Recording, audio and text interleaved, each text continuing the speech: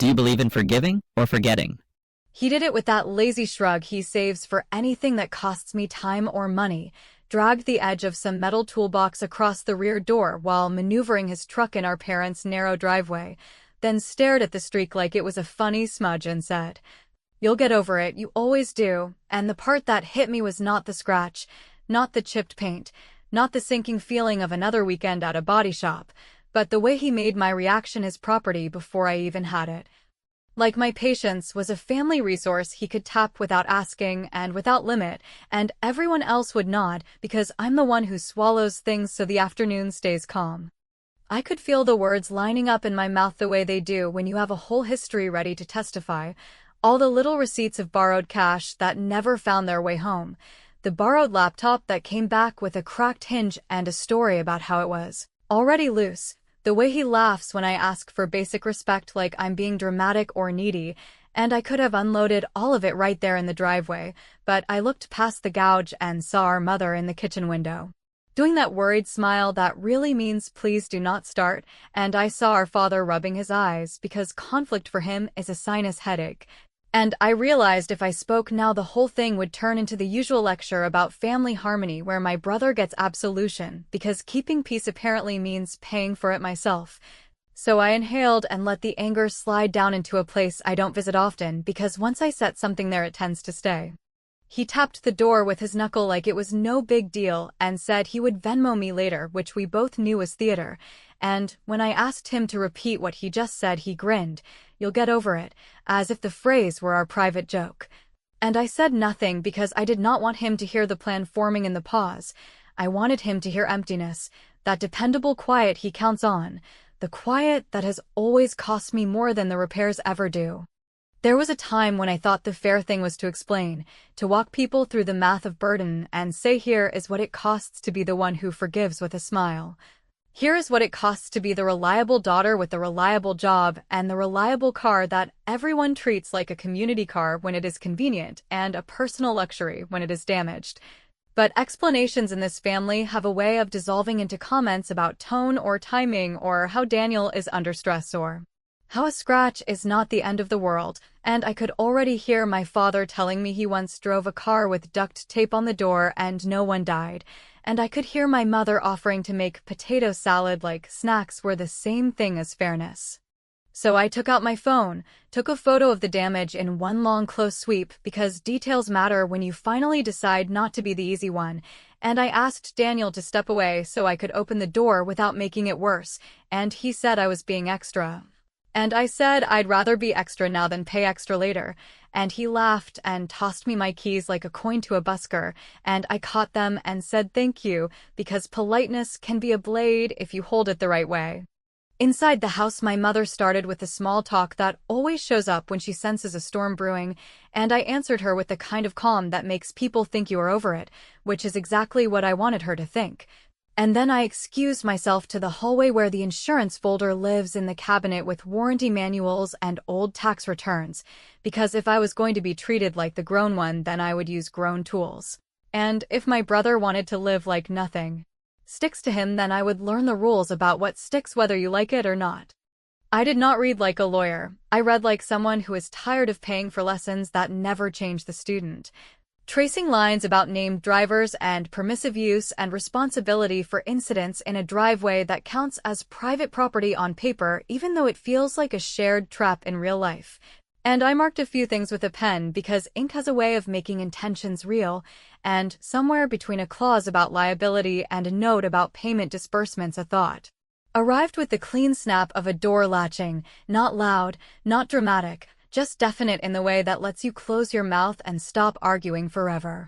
When I came back to the kitchen, he was already telling a story that made the scratch sound like a favor to me because now I had a reason to upgrade my paint, and our parents were nodding because they love an optimistic spin.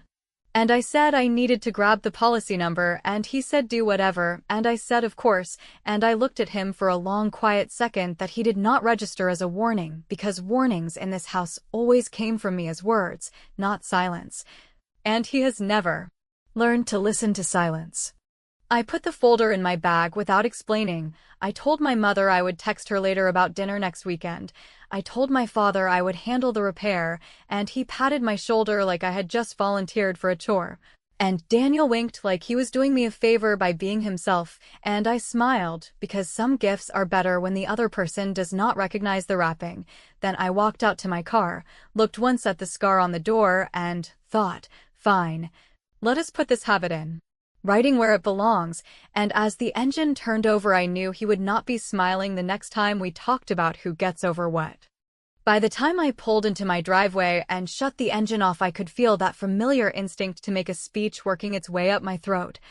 The long, careful speech where I line up examples like bowling pins and roll a perfect ball through them to prove that the thing that just happened is not an isolated oops, but part of a chain that stretches back through birthdays he hijacked and favors he never returned and small humiliations that only look small because everyone else keeps stepping over them. And even as I felt that speech warming in my chest, I also felt the colder, quieter urge that used to scare me because it meant I had nothing left to negotiate. The urge that says stop explaining and start writing things down where explanations do not matter. When I laid the folder on my kitchen table and flipped to the declarations, I did not pretend to be an expert. I just read like a person who is done being the family shock absorber, tracing the sections about household drivers and permissive use and liability for incidents on private property, noticing how the company talks in simple rules that do not care about family folklore. And while part of me still wanted to call my mother and tell her for the 1000th time that minimizing a mess does not clean it up, the rest of me followed the logic on the page that basically says, if someone regularly operates the vehicle or has access to it and has a documented pattern of incidents, then treat that person like an operator. And if the operator causes damage, treat the operator like the party who answers for it, which, stripped of the polite language, is exactly the sentence I have been trying to say out loud for years. I called the agent because there are moments when you need a calm stranger more than a sympathetic friend, and I asked the questions in the steady voice I use at work when a client thinks they're the exception to every policy ever written. And I learned about endorsements that list additional drivers, and I learned about how payments can be directed when responsibility is clear, and I learned that there is such a thing as an assignment of proceeds if a claim involves someone who is, in the company's eyes, the person whose behavior triggered the bill, and while I am sure a lawyer could argue 36 angles about it, what I heard was a door swinging open in a hallway I had never walked down because I kept trying to build a different house with the same people. The agent said documentation matters, so I took the photos again, clean angles and a slow sweep from panel to panel, and I uploaded them to the portal with the kind of care I usually reserve for a project where my name sits on the top line. And I filled out the narrative with a plain sentence about the toolbox and the driveway and his comment that I would get over it, and I attached copies of the texts from previous bumps and dings he left laughing, because patterns, once written, tend to look like truth instead of drama, and I swear I could feel something unclench in my jaw as the site confirmed receipt and started building a claim that did not need my mother's opinion to exist. I still needed one more piece, and here is the part that people who love him will call sneaky and I will call finally learning to use the same casualness he uses on me. Because I texted him on the family thread and said I was sending him a quick reimbursement for a streaming subscription we share and asked for the account details he wanted me to use so the transfer would not bounce like last time. And he answered with his bank information so fast it might as well have arrived before I pressed send, followed by a joke about how I should round up because he was feeling generous about the scratch, and I replied with a thumbs-up word spelled out because apparently we are grown and we still need to see affirmations spelled in letters. With that done, I completed the endorsement to list him as a household operator because that is what he is every time he swings into that driveway with the radio up and his attention somewhere other than the space my car occupies. And when the portal asked whether there was a preferred recipient for any settlement related to operator negligence, I filled the lines with the details he just gifted me, and I read the clauses again because I did not want this to be petty. I wanted it to be precise. And I saved the changes and waited for the confirmation email that felt less like revenge and more like a correction to a ledger that has been wrong since we were kids. Maybe the old version of me would have called him to warn him, would have asked him to do the right thing one more time the way people keep feeding coins into a machine that flashes almost winner forever. But the woman who has paid enough tuition to earn a new syllabus simply forwarded the confirmation to my archive and then sent him a single line that said I would handle the paperwork and he did not need to worry about it, which gave him the comfort he craves while handing me the only leverage that ever works in this family. And if you are wondering whether that was a step too far, then you have not lived through enough dinners where the check always moves toward the person who hates a scene. Because as I set my phone down, I knew I had just used his favorite habit against him, and by the time he noticed, the policy would already have his name on the responsibility line and his bank on the receiving line, which is not a threat, not a performance, just a quiet decision to let the rules do the talking. I am done doing. Once the paperwork was settled into place and the confirmation email sat quietly in my archive like seeds buried under soil,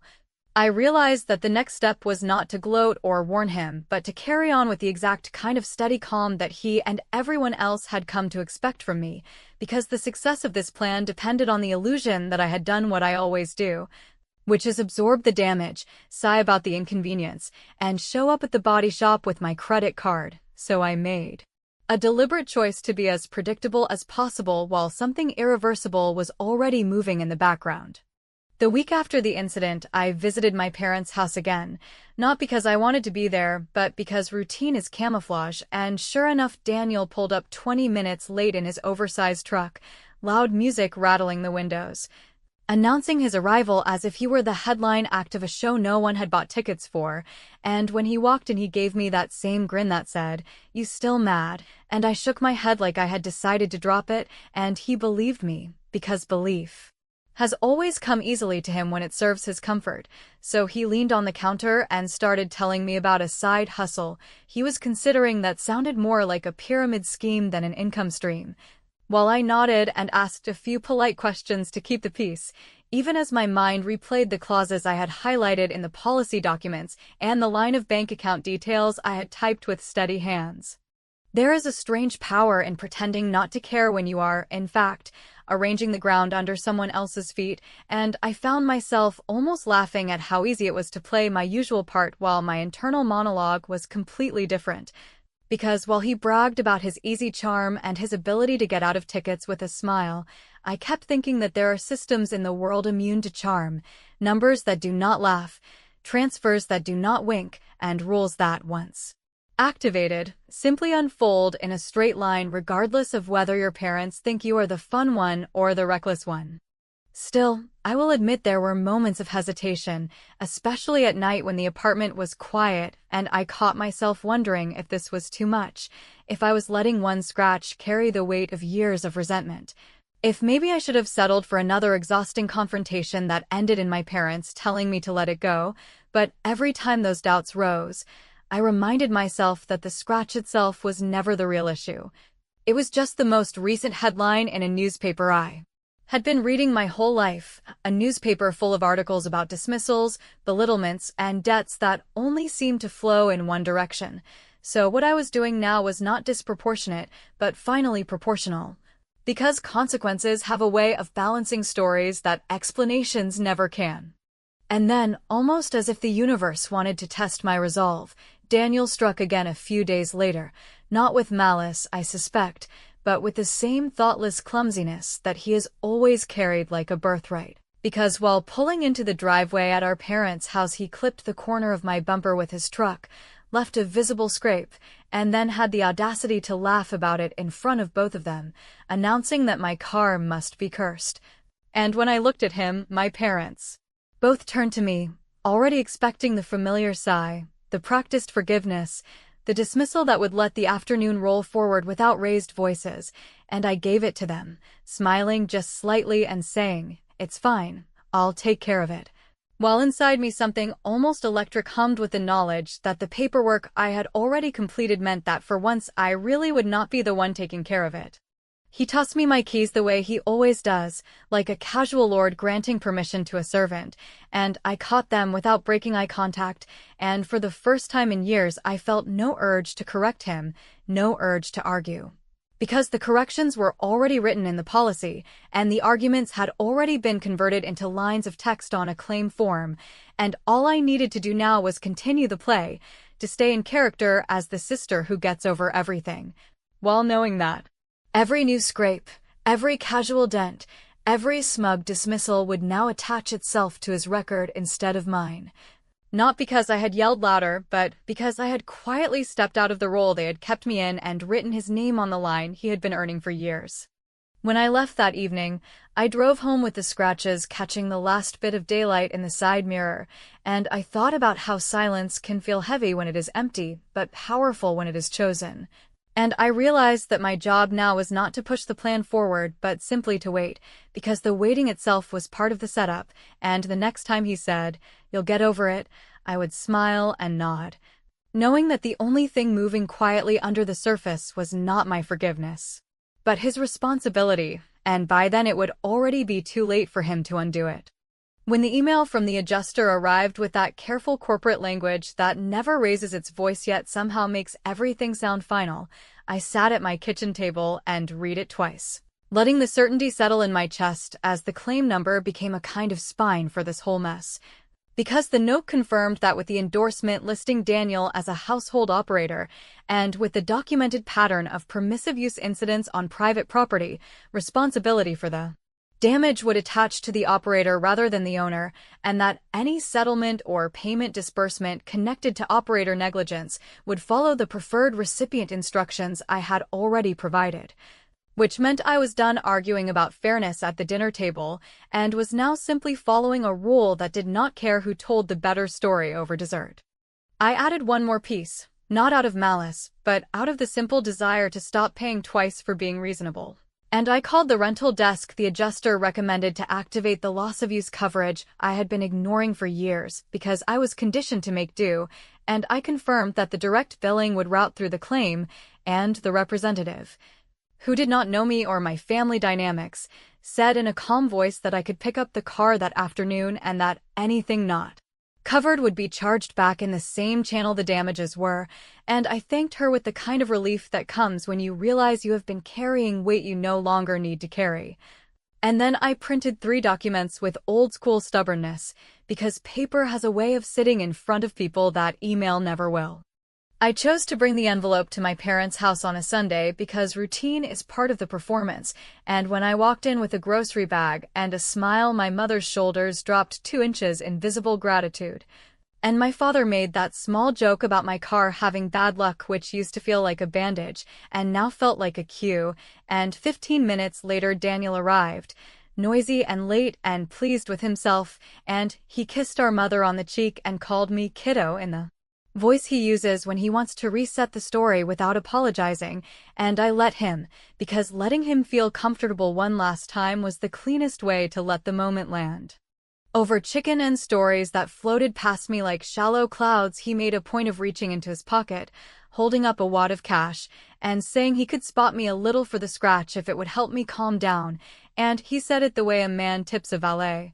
And our parents laughed with relief because in their minds this was the compromise they had prayed for, a symbolic gesture to close the book, and for a second I felt the old reflex tugging at me to let it pass, to call it even so the plates could be cleared and the afternoon could drift into football and harmless gossip. But then I remembered the folder in my bag and the month of photos and texts and policy lines that represented every time I had chosen harmony over self-respect. So I reached down, slid the envelope onto the table like it was nothing, and said I had brought something that would make everything simpler.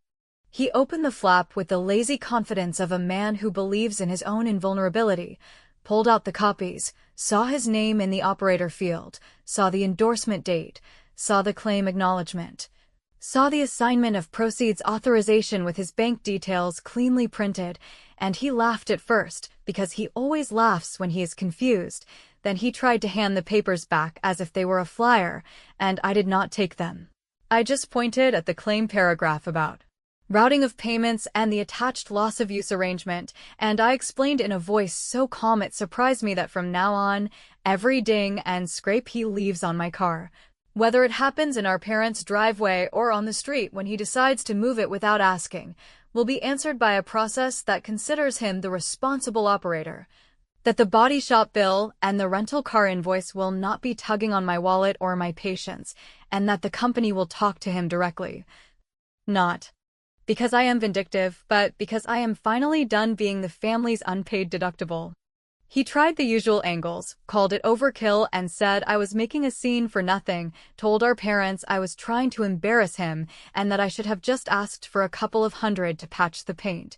And my father started into a speech about siblings and forgiveness, while my mother stared at the paragraph that used the word responsibility with such serene certainty that I could almost see the shape of every weekend I had lost to body shops drifting away.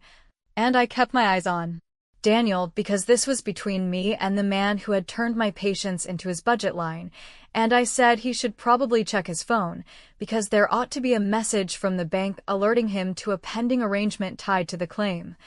And I added that I had already dropped the car at the body shop and picked up the rental, and that all of it sat on the same track now, one he could step off only by changing his behavior rather than changing my mood. He reached for his phone with the impatience of someone who has never expected consequences to arrive with a timestamp, scrolled, blinked, scrolled again, asked me what exactly I had done. And I said I had finally let the paperwork speak the language he understands best, which is the language that shows up as real numbers in a real account with no room for improvisation. And while he sat there trying to decide whether to explode or joke, I stood, pushed in my chair, kissed my mother on the head, told my father I would text them my schedule, and looked down at my brother long enough for him to understand that whatever script he wanted to use would not change the next part. Then I said I would be available to answer the adjuster's questions if needed. And I walked out into the hallway, leaving the envelope on the table like a boundary with staples, and the last thing I heard before the door closed was his voice, no longer amused, asking for someone to explain how his account got involved. In a scratch that was, in his mind, still my problem, an echo that, for once, sounded like the beginning of silence on my terms. By the next morning, before the coffee finished dripping and before I had a chance to doubt anything, my phone lit up with a string of messages from Daniel that started with breezy bravado about how the bank must have glitched again and slid quickly into the kind of clipped questions only a person who has just watched a very real debit land in a very real account can ask, and as I read his lines about how this was unfair and dramatic and uncalled for, I felt an almost unfamiliar steadiness take root, because what was happening to him was not a stunt or a scene or some sibling power play, but the ordinary math of consequences finally collecting their interest, which is to say, exactly what I had been proposing for years with my voice and had now, at last, confirmed with his signature. He called instead of waiting for a reply, insisted on speaker so our parents could hear, and launched into that well-worn story about me being vindictive and about how all this over a scratch made me small.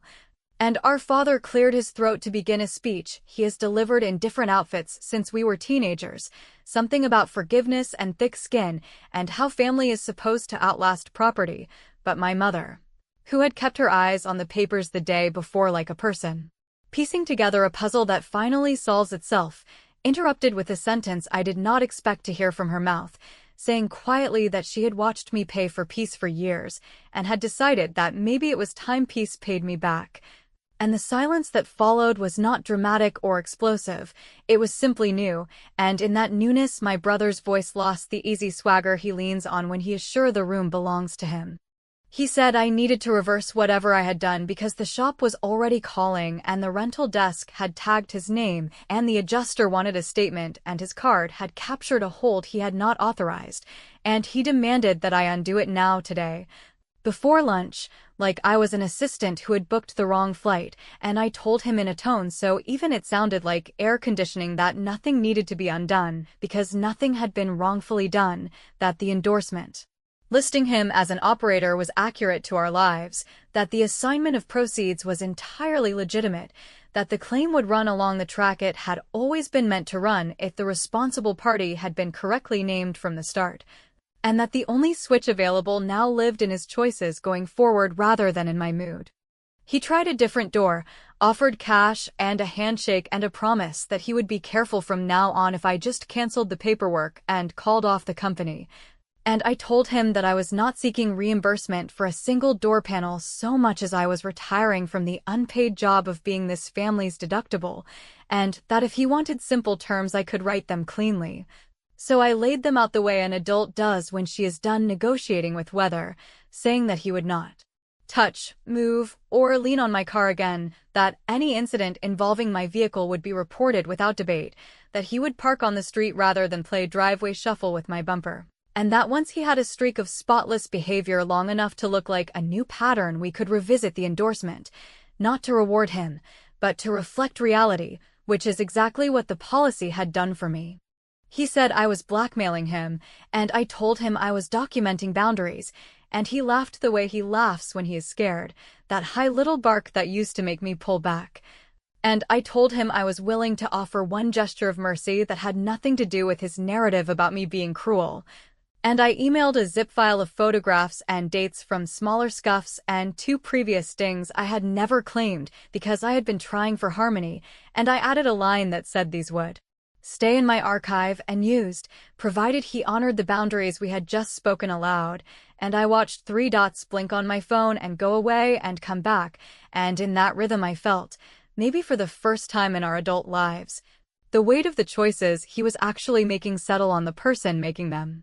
By the end of that week, he had discovered what I already knew, which is that systems designed to protect order are not impressed by charm or family stories, that the rental invoices timed themselves without asking his permission,